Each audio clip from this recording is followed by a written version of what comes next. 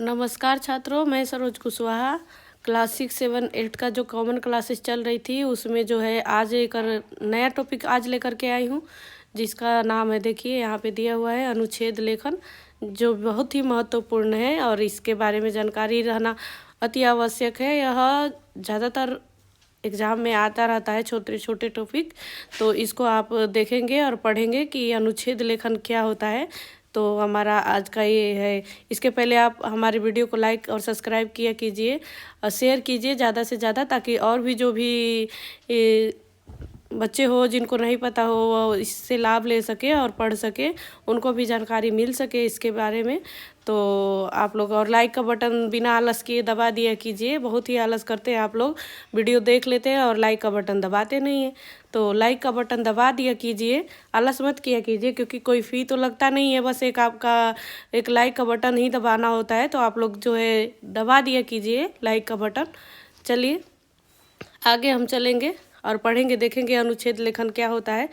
तो अनुच्छेद लेखन देखेंगे कि क्या होता है। यहाँ पे देखिए, अनुच्छेद लेखन एक महत्वपूर्ण लेखन रूप है।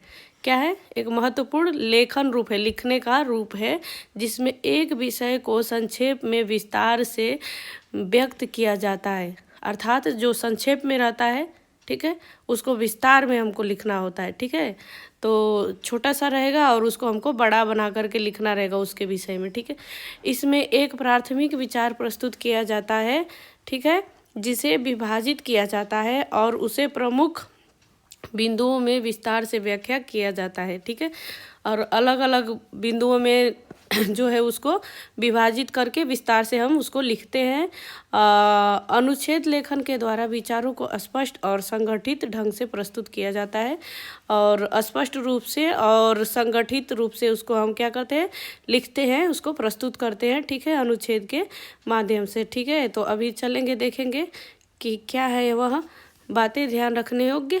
हम देखेंगे अनुच्छेद लिखते समय निम्नलिखित बातों को ध्यान रखना चाहिए। किन किन बातों को ध्यान रखना चाहिए आपको यह समझना ज़्यादा ही ज़रूरी है, क्योंकि यही बहुत महत्वपूर्ण है आपके लिए। तो हम पहला पढ़ेंगे कि अनुच्छेद लिखने से पहले रूपरेखा, संकेत बिंदु आदि बनानी चाहिए।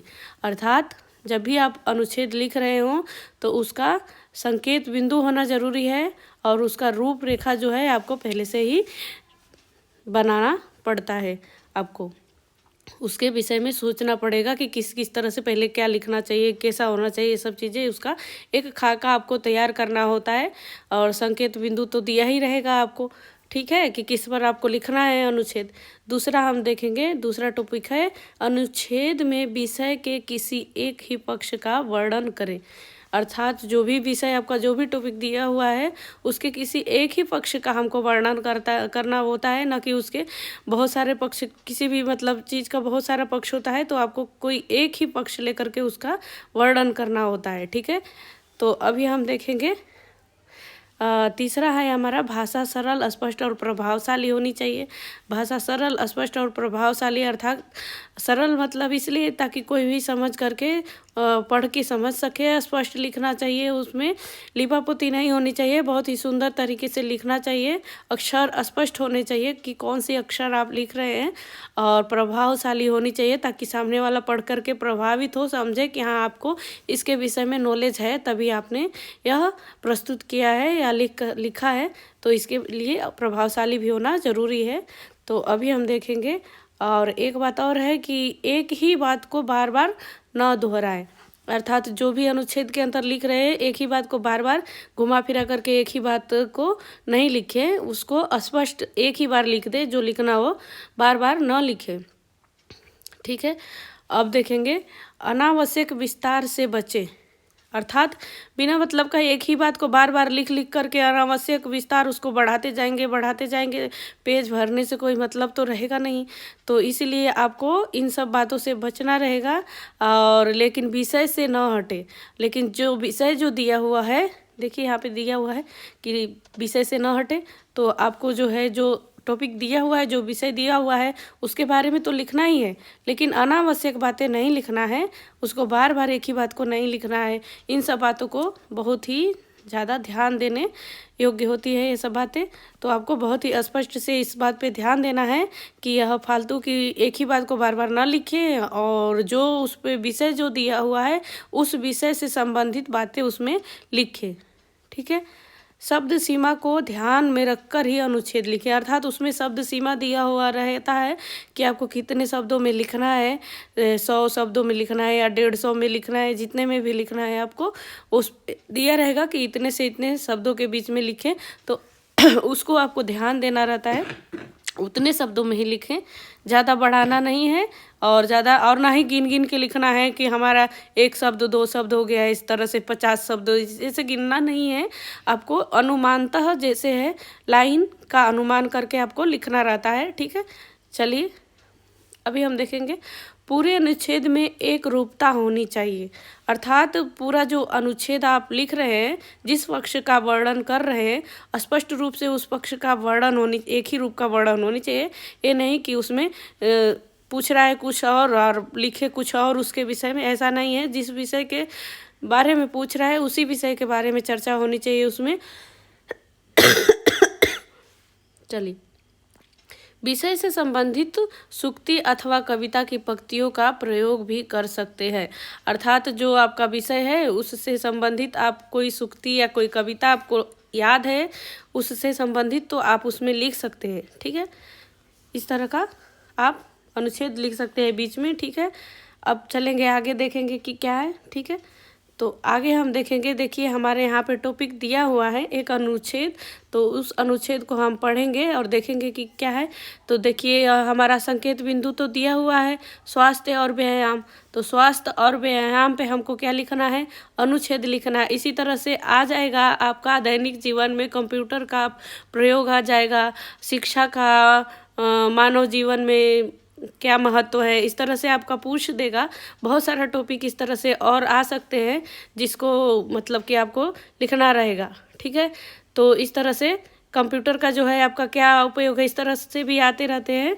तो इस तरह से आपके आते रहते हैं और आप जो है उस अनुच्छेद पे आप लिखते। और पुस्तकालय का भी होता है, पुस्तकालय का आपको क्या महत्व है पुस्तकालय का आपके जीवन में, तो इस तरह से आप बहुत सारे टॉपिक है अनुच्छेद में, तो आप उस पे लिख सकते हैं। इस तरह से देखिए अभी संकेत बिंदु आपको लिखना है, ठीक है। संकेत बिंदु तो ये रहा आपका, ठीक है।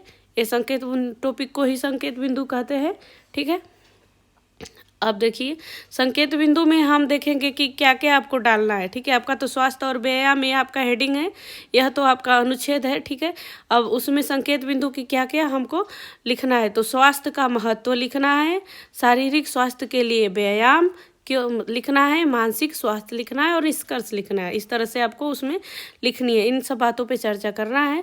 तो देखेंगे हम कि जैसे स्वास्थ्य का महत्व जो दिया हुआ है टॉपिक के अंदर, वो भी उस महत्व के बारे में चर्चा करना है, और शारीरिक स्वास्थ्य के लिए व्यायाम क्यों जरूरी है इसको भी हमको लिखेंगे। मानसिक स्वास्थ्य क्या होता है उसके विषय में हम लिखेंगे, और उसके बाद से निष्कर्ष लिखेंगे। तो पहले हम देखेंगे, अब हम शुरू करते हैं। देखिए यहाँ से, एक स्वस्थ शरीर से ही आनंदमय जीवन की शुरुआत होती है, ठीक है। स्वस्थ शरीर से जो हमारा स्वस्थ शरीर रहेगा तो ही हमारा जीवन क्या है, आनंदमय होता है। तन मन से स्वस्थ व्यक्ति ही जीवन का आनंद उठा सकता है, अर्थात जिसका तन स्वस्थ रहेगा उसका मन भी स्वस्थ रहेगा। स्वस्थ शरीर से ही स्वस्थ मन का विकास होता है, इस तरह से। तो आप जो है तभी अपना क्या करेंगे, जीवन का आनंद उठा पाएंगे। अगर जो आपका शरीर स्वस्थ है तो ही आप निरंतर स्कूल जा पाएंगे और विद्या ग्रहण कर पाएंगे। अगर जो आप बीमार रहते हैं रोज़ रोज़ तो आप कंटिन्यू नहीं कर पाएंगे, तो उसका लाभ आप नहीं ले पाएंगे। इसके विषय में हम जानेंगे, ठीक है। तो आगे चलते हैं, देखते हैं हम, ठीक है।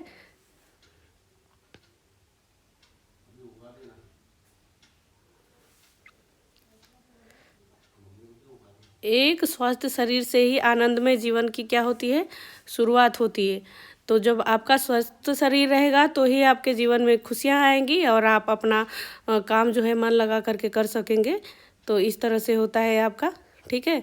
और व्यायाम एक ऐसी क्रिया है, व्यायाम जो है क्या, एक्सरसाइज जो, तो वो ऐसी क्रिया है जो आपके शरीर को मजबूत करने, आपके तांत्रिक तंत्र को मजबूत करने और आपकी आंतरिक शक्तियों को तेज करती है। अर्थात जब आप व्यायाम करते हैं तो आपको जो आपकी मांसपेशियां हैं जो खुलती है और आप जो है आपका मन जो है स्वस्थ होता है, आपकी अंदरूनी शक्तियों का क्या होता है, विकास होता है और आप अच्छे से काम कर सकते हैं।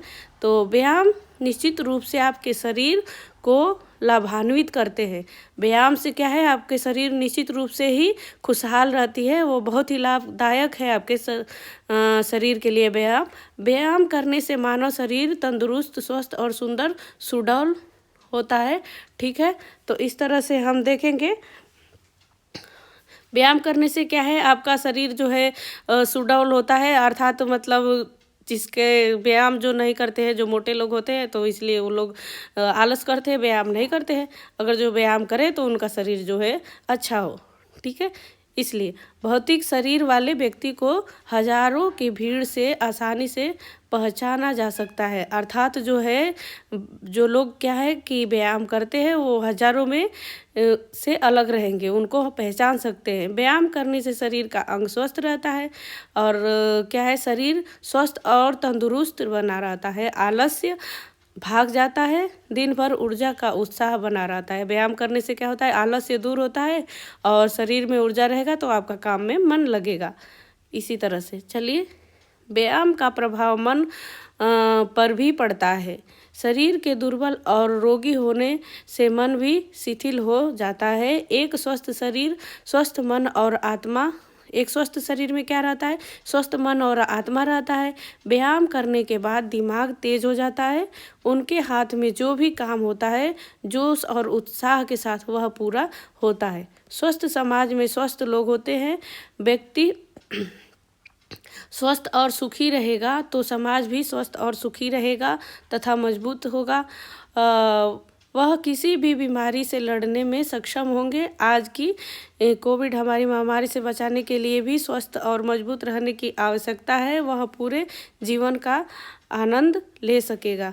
अर्थात जो हमारे अभी इस टाइम पे चलता है कि कोविड हो जाता है तो इम्यूनिटी नहीं रहती है, तो लोग बीमार पड़ जाते हैं। अगर जो एक्सरसाइज निरंतर करते रहे, व्यायाम योगा करते रहे, तो फिर उनको क्या है, इससे लड़ने की क्षमता मिलेगी। वह स्वस्थ होंगे और स्वस्थ होंगे तो अपना घर, अपना समाज, अपना परिवार, वो सब जो है अच्छे से हैंडल करेंगे, संभालेंगे।